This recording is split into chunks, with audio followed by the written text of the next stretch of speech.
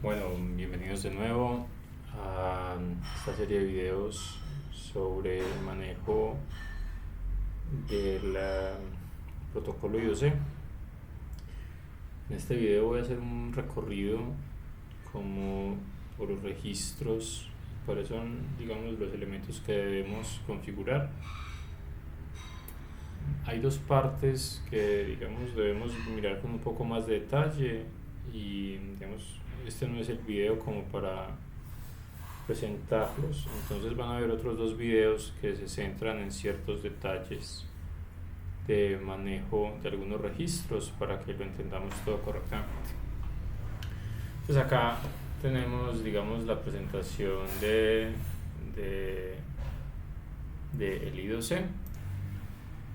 Vemos que él acepta, digamos, dos modos, el Standard Mode y el Fast Mode.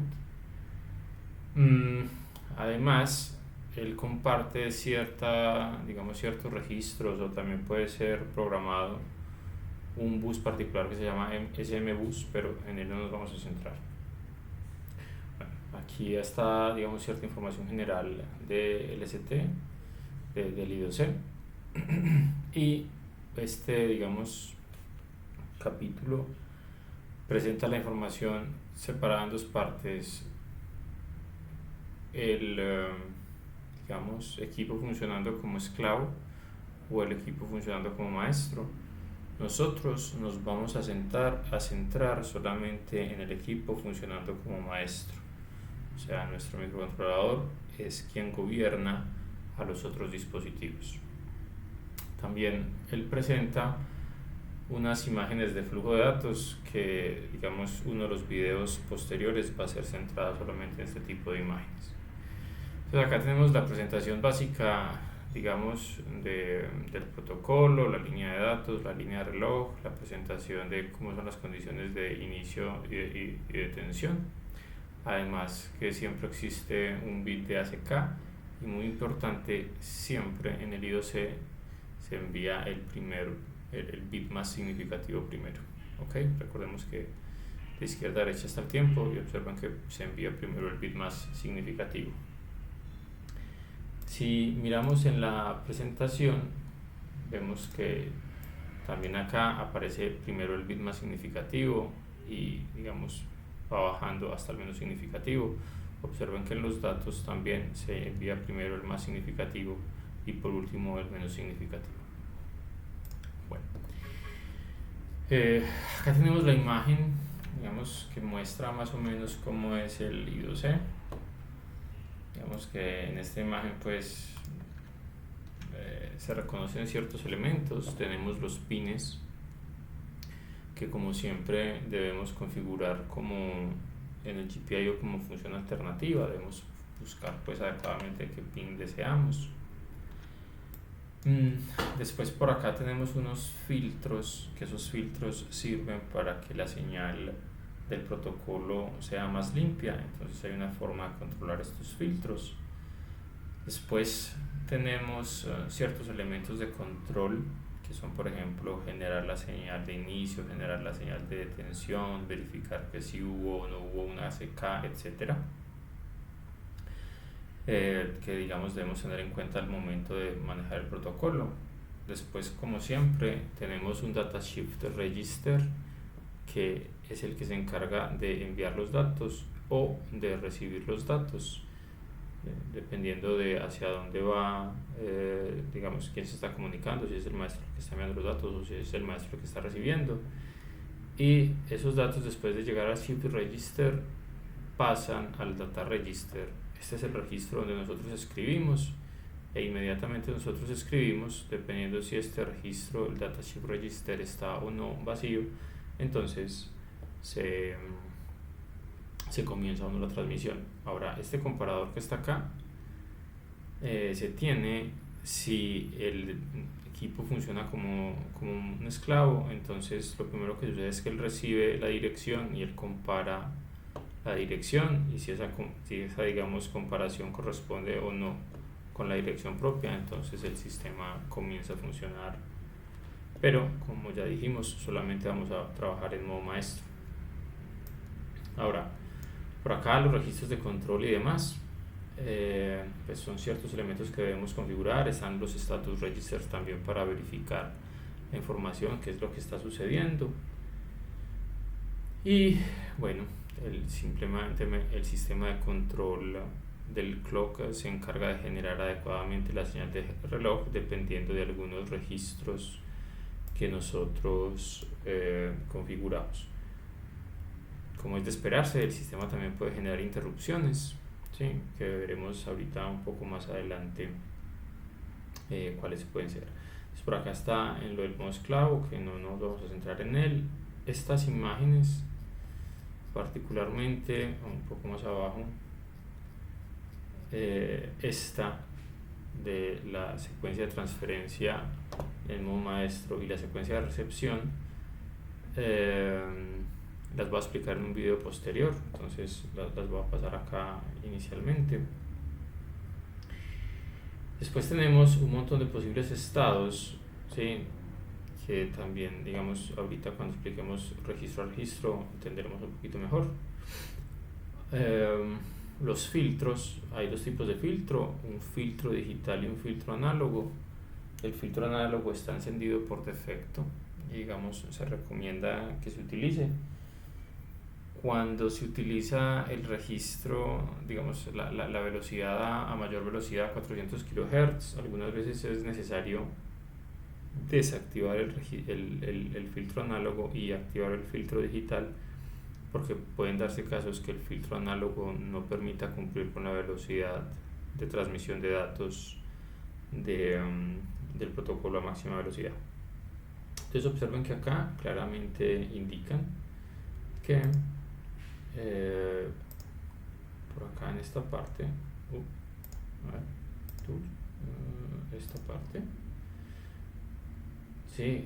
Nos indican acá que se asume que si vamos a trabajar con el filtro digital, se asume que el filtro análogo está desactivado. ¿Okay? Él comienza activado, ese filtro por defecto se encuentra activado y no lo puede cambiar. Ahora, son ciertas condiciones las que uno debe tener en cuenta para poder cambiar ese filtro, pero digamos después las miraremos con un poquito más de calma. Ahora, esto es del SM Bus, de la DMA, que no lo vamos a trabajar. Y por acá están las posibles interrupciones. El I2C, todo esto que está acá escrito son posibles interrupciones que puede lanzar. Y después también hay otro tipo de interrupciones que son errores, es posibles errores que pueden suceder en la comunicación I2C. Entonces, acá están, digamos, descritas las posibles interrupciones que pueden suceder en I2C y todas están gobernadas por un solo elemento y, digamos, todas están yendo a un solo vector de interrupciones, y en otro elemento están todos los posibles errores que se pueden tener en el I2C, todos gobernados por una misma compuerta OR, entonces, y por un solo enable. ¿Okay? Entonces acá está un enable para las interrupciones y un solo enable para todos los posibles errores, y van a dos, digamos, vectores de interrupción diferentes. Digamos que esta cuestión de que las interrupciones en el I2C sean así, digamos, puedan haber tantos factores de interrupciones, digamos que para una cuestión introductoria como lo que nosotros hacemos en el curso de taller 5 hace que, digamos, manejar el puerto I2C a través de interrupciones pueda ser un poco complejo. Entonces, digamos, las interrupciones no las manejamos, las mantenemos apagadas. De todas formas, si alguno de ustedes desea activar las interrupciones, digamos, es un manejo similar a todas las otras, sí, solo que hay que tener en cuenta todas las posibles interrupciones que se pueden lanzar. Bueno, entonces acá estamos en los registros.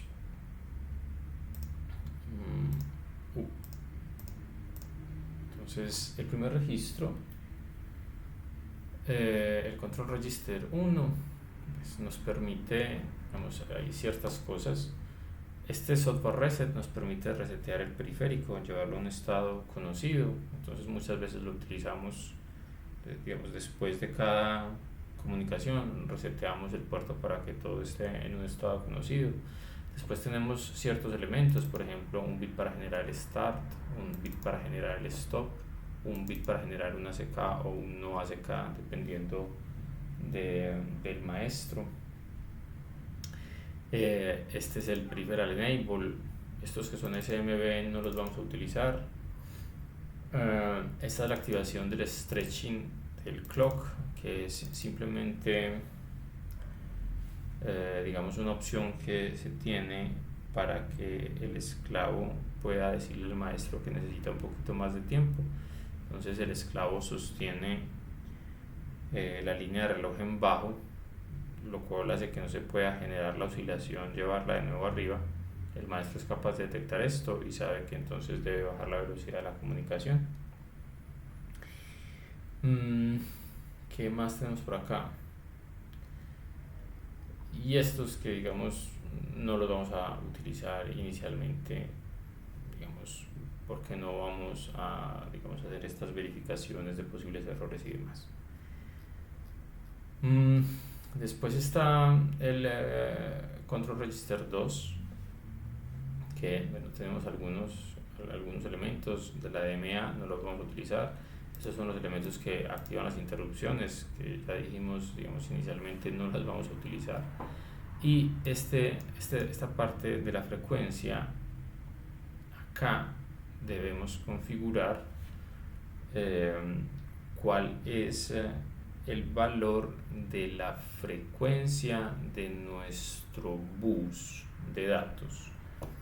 Entonces, por acá en la presentación observen que nosotros necesitamos indicarle al IOC cuál es la velocidad que estamos utilizando para que el IOC pueda calcular correctamente el reloj. Entonces, inicialmente nosotros estamos trabajando con la señal interna, que es la High Speed Internal, y es de 16 MHz. Entonces acá en estos valores va justamente ese valor en megahertz. Ok, entonces digamos ponemos los valores de nuestro reloj principal, ¿sí? O de la señal pues del bus en el que está conectado el periférico. Entonces inicialmente esa señal de nuestro bus es digamos 16 MHz. Entonces acá en este registro, ¿sí? Deberíamos poner ese valor 16. Después está el registro por la dirección, pero como no vamos a hablar del sistema como un dispositivo que le entrega información a alguien como un modo esclavo, entonces esto no lo necesitamos, este tampoco lo necesitamos. Después el data register. En el data register es donde escribimos un dato que deseamos transmitir o donde leemos la información que nos envían. Entonces ahí tenemos esto y acá tenemos los status register. Entonces en los status register verificamos qué posibles eventos han sucedido. Entonces tenemos por ejemplo el evento de detención, un stop flag, o tenemos por acá un evento de que el registro de transmisión está vacío o que el registro de recepción no está vacío. Entonces digamos, eso nos sirve para conocer si hubo o no hubo una transmisión. Tenemos además por acá esta bit de address que está por acá abajo, address. Entonces cuando se manda la dirección digamos para direccionar algunos de los elementos de la red, entonces acá claramente nos dice si hubo un acknowledge o no, pero esto es en slave address match. el master of this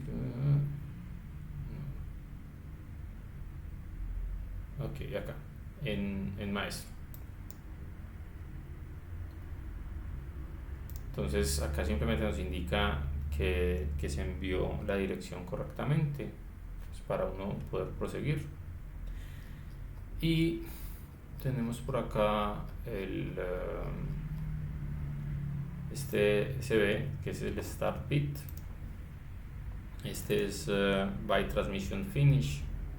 Entonces, por ejemplo, este SB, si se da este evento, significa que hubo un evento de start bit que fue correctamente generado.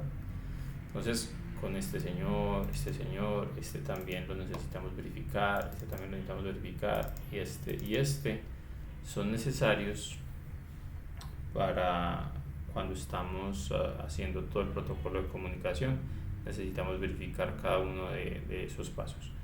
Veremos luego en el código cómo verificamos cada una de esas acciones y cómo, digamos, se controla toda como la coreografía de la comunicación a través de estas banderas. Después tenemos el Status Register 2, que realmente este no lo utilizamos. Esto es más para digamos, algunas otras cosas que tienen que ver con el SMB. Realmente no lo necesitamos. Solamente uno muy importante es este BC, que detecta si el bus de datos está siendo utilizado. Entonces es, digamos, como el único así importante que debemos estar verificando, que en algún momento debemos verificar. Y este MSL, ¿sí?, que es simplemente una indicación de si estamos trabajando o no estamos trabajando en modo master o no. Es activado automáticamente por hardware cuando uno genera un start bit. Entonces el sistema entiende que uno es hardware, que uno es un maestro, y pone este sistema automáticamente como maestro. Ahora tenemos el Clock Control Register. Este registro es muy importante y es importante entender cómo funciona, y digamos haré otro video solamente dedicado a entender la configuración de este registro. En este registro lo que hacemos es que definimos si vamos a estar en el Standard Mode o en el Fast Mode, o sea, a 100 kHz de velocidad en el reloj o a 400 kHz. Después el Duty, que el Duty solamente nos importa si estamos en el Fast Mode. Entonces el Duty genera la señal que ya les había comentado, que es señal de 2 a 1 o de 16 a 9.